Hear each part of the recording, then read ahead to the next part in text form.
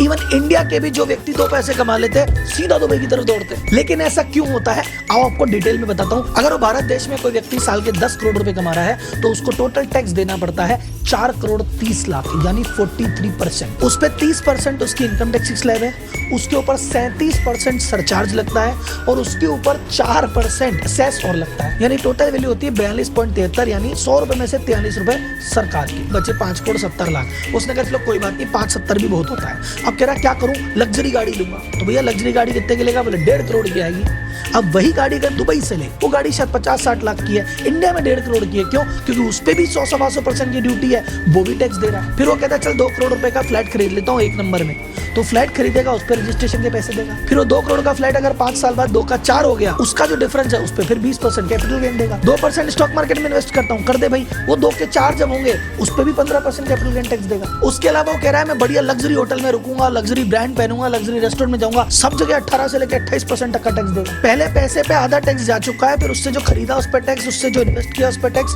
उससे जो खर्चा उस पर टैक्स। अब यही व्यक्ति अगर दुबई चला जाता है, पर्सनल 10 करोड़ की इनकम कमाता है, 0 टैक्स। वो लग्जरी गाड़ी खरीदना चाहता है, वो 5% वेट के साथ ले लेगा, देना ही नहीं। प्रॉपर्टी 2 करोड़ की खरीदेगा, उसको 2 की 4 में बेचेगा, कोई टैक्स नहीं देगा। तो ना कमाने पे टैक्स है, ना खर्चने पे टैक्स है, ना इन्वेस्टमेंट पे टैक्स है, तो क्यों ना